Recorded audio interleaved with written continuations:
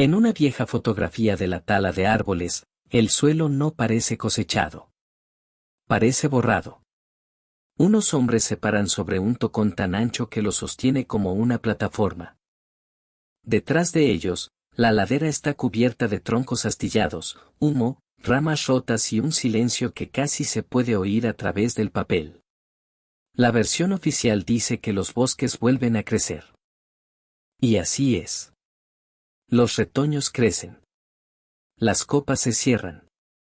El musgo vuelve a la piedra. Pero cuando se colocan las fotografías junto al paisaje moderno, algo no cuadra. El bosque parece antiguo desde la distancia y reciente de cerca. Las líneas son demasiado uniformes. Los troncos son demasiado parejos. Los huecos son demasiado limpios. Hay un bosque. Pero el viejo mundo que se alzaba allí antes puede que haya desaparecido. La explicación aceptada es bastante sencilla. Los bosques son sistemas dinámicos. Se queman, se recuperan, se ralean, se extienden y cambian con el clima, el suelo, los insectos, las tormentas y el tiempo.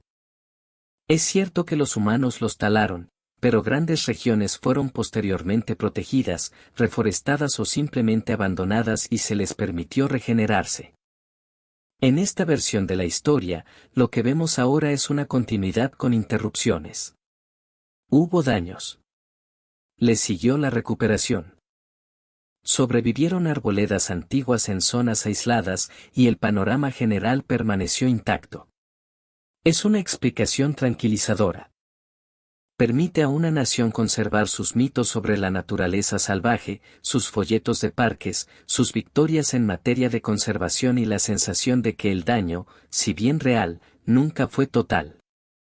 Pero la contradicción comienza en cuanto se dispone el registro en secuencia. Observe la edad de los árboles. Observe el espaciamiento. Observe la mezcla de especies. Observe las notas de los estudios, los inventarios de madera, los mapas ferroviarios y las fotografías aéreas de las primeras décadas del siglo XX. En un lugar tras otro, el bosque descrito en los registros antiguos no coincide con el bosque que existe allí ahora, incluso cuando ambos se denominan igual. El antiguo dosel era más alto, más oscuro, más lento, más estratificado, menos accesible y mucho más extraño. Lo que hoy llamamos bosque es a menudo una superficie posterior. Densa, verde y viva, pero más joven de lo que su propia reputación sugiere. La explicación oficial dice que regresó. El archivo sugiere algo más duro. Fue reemplazado. Por lo tanto, la teoría oculta debe enunciarse con cuidado. No como nostalgia. No como fantasía. Como una posibilidad de investigación respaldada por registros claros. La teoría es que casi no quedan bosques antiguos en la Tierra como la mayoría de la gente los imagina, no porque los árboles ya no existan, sino porque las estructuras biológicas originales fueron taladas, quemadas, fragmentadas, simplificadas y luego cubiertas por vegetación que heredó los mismos topónimos y el mismo lenguaje romántico. Lo que sobrevive a menudo no es continuidad, sino sucesión. No la catedral original, sino el crecimiento en las ruinas. Esa es la afirmación. La cuestión no es si los bosques pueden regenerarse. Por supuesto que pueden. La cuestión es si se ha enseñado al público a confundir el retorno con la supervivencia. Comencemos por donde es más difícil idealizar el rastro documental, los levantamientos topográficos. Los primeros topógrafos no eran poetas. Eran hombres prácticos que medían terrenos, suelos, arroyos y vías de acceso. Sin embargo, sus notas se topan una y otra vez con el mismo problema: árboles demasiado densos para cruzarlos con facilidad, troncos de diámetro inusual. Sotobosque tan oscuro que el movimiento se ralentizaba hasta casi detenerse, arboledas compuestas por árboles mucho más antiguos que el asentamiento circundante. Describen los bosques como obstáculos, no como paisajes. Esto importa, porque un obstáculo suele ser un testigo más fiable que un admirador. Significa que los bosques aún no habían sido estetizados. Se encontraban físicamente. Su masa seguía activa. El registro muestra un paisaje más duro, más pesado y menos domesticado que la versión actual que se comercializa con los mismos nombres. Luego, observe las fotografías. No solo los famosos tocones gigantes que se repiten en línea, sino también los registros del condado, los archivos de los aserraderos, las escenas de campamentos, los caminos fluviales y los claros de las vías del tren. En esas imágenes, la escala se desmorona. Los hombres desaparecen junto a los troncos. Los caballos permanecen en surcos entre secciones cortadas del tamaño de habitaciones. Las laderas están tan despojadas que el terreno expuesto se asemeja más a una excavación que a una zona forestal.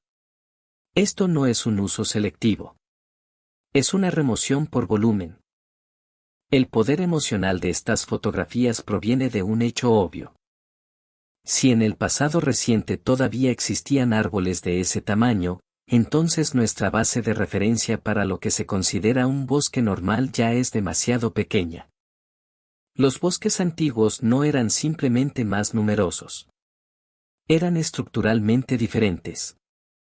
La altura, el diámetro, el espaciamiento, los ciclos de descomposición, la arquitectura de la copa, la carga de madera muerta. Los sistemas radiculares y la profundidad del suelo pertenecían a otro ritmo. El registro aún está ahí. Lo que falta es la escala de imaginación necesaria para interpretarlo. También está la geometría del rebrote. Un bosque antiguo maduro es irregular de una manera que los bosques más jóvenes rara vez lo son. Contiene claros de edades desiguales. Troncos caídos que alimentan a los nuevos árboles. Múltiples niveles de dosel. Pudrición, colapso, sombra, claros, parches densos y accidentes. Es difícil simplificarlo porque ha estado registrando información durante siglos. Por el contrario, gran parte de lo que el ojo moderno percibe como bosque profundo se resuelve, al observarlo más de cerca, en crecimiento secundario, crecimiento terciario, borde de plantación. Regeneración por incendios o sucesión gestionada. Los troncos tienen edades similares. Las copas se asientan al mismo nivel. La composición de especies favorece lo que regresa rápidamente después de una perturbación. Por eso la contradicción se siente tan fuerte en persona. Desde una cresta o una vista aérea, la tierra parece antigua. En el suelo del bosque, a menudo se siente reciente. La explicación oficial merece ser considerada con imparcialidad, pues parte de ella es cierta e importante. Los bosques se recuperan. Los bosques secundarios pueden volverse ecológicamente ricos. Las áreas protegidas han preservado auténticos reductos de bosque primario en algunas regiones. Las declaraciones catastrofistas pueden borrar los logros de la conservación y minimizar las diferencias importantes entre una plantación forestal, una cuenca hidrográfica en recuperación y un bosque verdaderamente antiguo. La ciencia de la sucesión es real. La perturbación es parte de la vida forestal. Ninguna investigación seria debería negarlo. Pero lo que la explicación oficial a menudo no aborda es hasta qué punto la categoría de bosque oculta la edad. Un bosque joven y un bosque primario pueden parecer idénticos en un mapa, en una definición legal y en un discurso político. Ahí es donde comienza el malentendido. Las definiciones legales son más reveladoras de lo que parecen a primera vista. En muchos sistemas, un bosque no se define por su edad, profundidad, complejidad estructural o continuidad a lo largo de los siglos. Se define por la cobertura del dosel, la altura de los árboles, el uso del suelo o la densidad de la masa forestal. En algunos casos, una plantación cumple con los requisitos. En otros, un terreno recientemente cosechado sigue considerándose bosque en teoría porque se espera que vuelva a crecer. La categoría es administrativa, no histórica. Esto es útil para la gestión, pero desastroso para la memoria. Una vez que el término, bosque, se convierte en un término censal en lugar de un registro de continuidad. Se puede hacer creer al público que el bosque sigue ahí incluso después de que haya desaparecido su arquitectura ecológica original. Un lugar puede seguir siendo bosque legalmente, pero dejar de ser antiguo en la práctica. La burocracia no tiene por qué mentir, solo tiene que clasificar. Ampliemos entonces el marco. El este de Norteamérica, otrora cubierto de inmensos bosques mixtos primarios, fue talado repetidamente para obtener combustible, carbón vegetal, para la construcción naval, la agricultura, los ferrocarriles, el papel y la guerra. Los bosques primigenios de Europa se redujeron a lo largo de los siglos a bosques gestionados, fincas, reservas fragmentadas y mosaicos de bosques secundarios. Grandes extensiones del este de Asia sufrieron ciclos de tala, aterrazamiento, recolección de combustible y replantación tan extensos que la continuidad sobrevive principalmente en zonas inaccesibles y vestigios sagrados. Las regiones tropicales conservaron vastos bosques durante más tiempo, pero incluso allí el patrón es familiar: caminos forestales, frentes de extracción, conversión a cultivos comerciales, incendios, fragmentación y, finalmente, el lenguaje de la recuperación. Los nombres siguen siendo antiguos. La cubierta forestal no. El patrón se repite. Los registros de incendios refuerzan la evidencia. Capas de carbón en el suelo. Informes sobre el humo en los periódicos. Mapas de seguros. Correspondencia de compañías madereras. Informes federales y coloniales. Existe un extenso registro de bosques que no solo fueron talados, sino convertidos en campos de escombros combustibles y luego consumidos. En muchas regiones, los famosos bosques naturales que aparecieron en relatos de viajes posteriores surgieron tras repetidos ciclos de tala, quema, abandono y recuperación. El fuego no solo despejó los árboles. Reajustó la química del suelo, la dominancia de las especies y la hidrología. Simplificó lo que antes había estado estratificado. Cuando llegó el rebrote, no restauró por completo el sistema anterior. Construyó algo nuevo sobre terreno alterado. Un bosque volvió a crecer. El antiguo, a menudo, no. Lo que importa es el momento. Muchos imaginan que la profunda pérdida ocurrió hace mucho tiempo, en una época premoderna segura, demasiado distante para examinarla detenidamente. Pero los registros muestran cuán reciente es en realidad gran parte de ella. Finales del siglo XIX. Principios del XX. En la fotografía. En las políticas. En las redes ferroviarias y la contabilidad industrial. Hay lugares donde los árboles vivos más antiguos de un célebre bosque salvaje comenzaron a crecer solo después de que el ciclo principal de extracción ya hubiera terminado. Eso no es continuidad ancestral. Eso es recuperación en la sombra de la memoria. La perturbación se sitúa justo más allá del recuerdo vivo, por eso la ilusión es tan estable. Parece antigua porque las personas que la vieron comenzar ya no están. Los mapas cuentan la misma historia con un lenguaje más frío. Los ramales de la tala se ramifican hacia cuencas ahora descritas como vírgenes. Aparecen pueblos madereros donde ahora los folletos muestran zonas salvajes. Los arrendamientos de madera se superponen con las reservas actuales. Caminos abandonados hace mucho tiempo llegaban a lo profundo de valles ahora marcados como inaccesibles. Al unir las capas, el efecto emocional es casi arquitectónico. Una ciudad oculta emerge bajo los árboles. Campamentos, terraplenes, puentes, líneas de cable, diques de contención, caminos de arrastre, cicatrices de incendios, cuadrículas de asentamientos. Mínimas huellas quedan a nivel del suelo porque la madera se pudre, los caminos se hunden y la vegetación se cierra. Pero el patrón no desaparece. Se traslada al archivo. El bosque recuerda a través de la ausencia.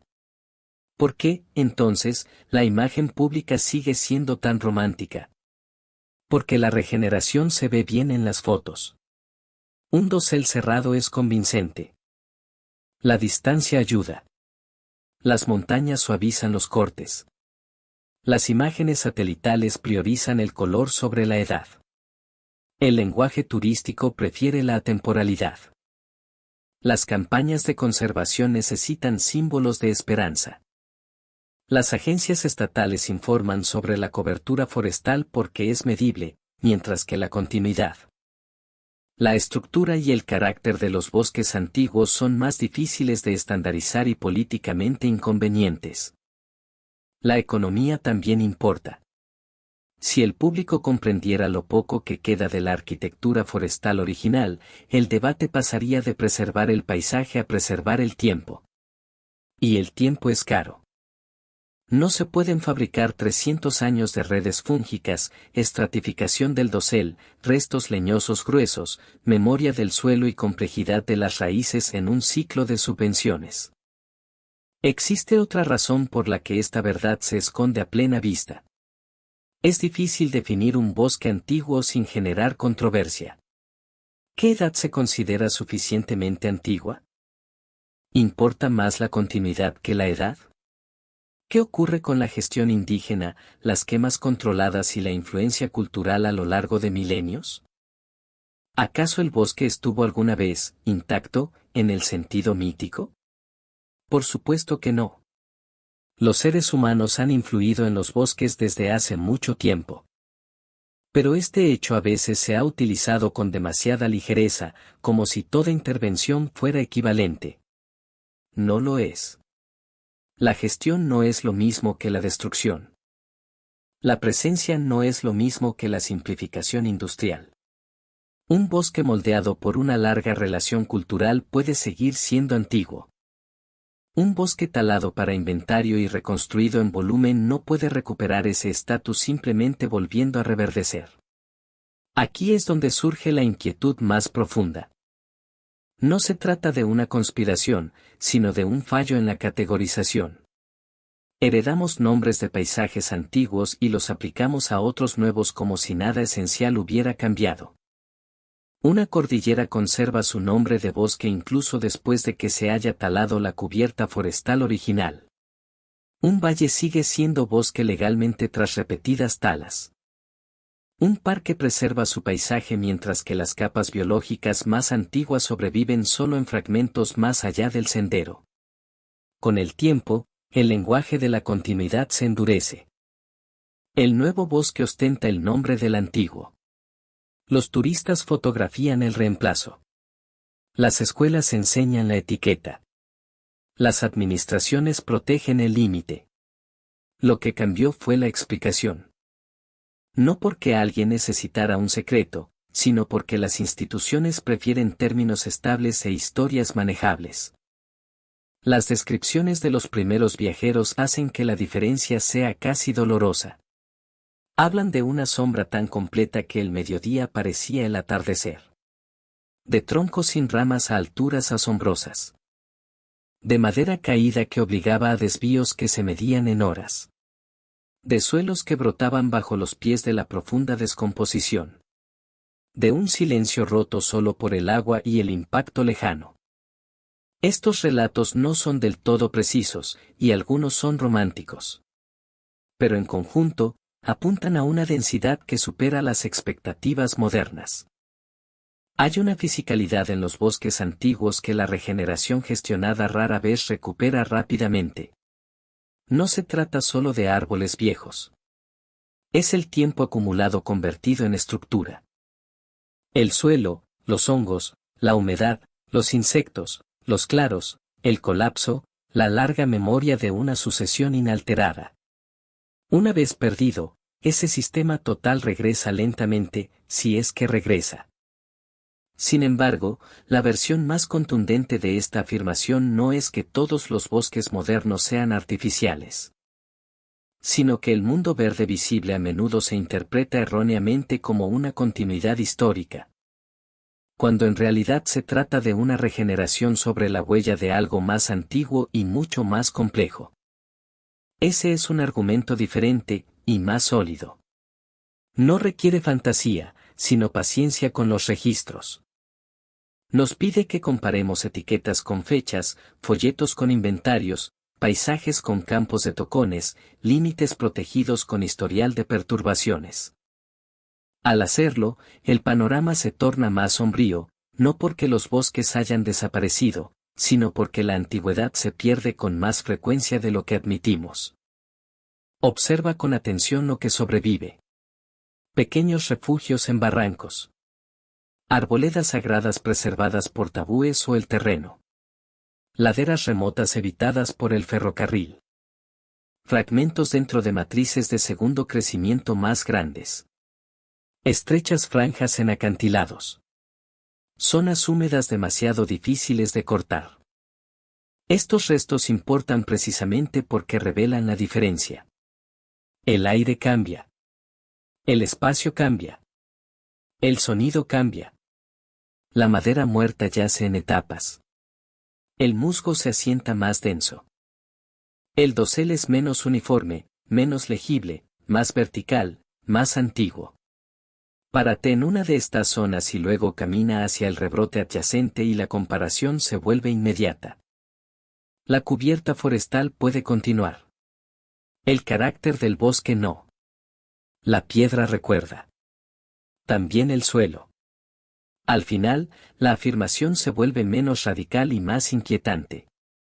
Puede que haya bosques por todas partes. Incluso puede que haya más cobertura arbórea en algunas regiones que hace un siglo.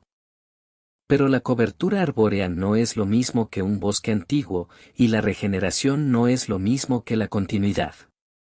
Lo que vemos ahora suele ser un capítulo posterior que ocupa la huella de un original perdido.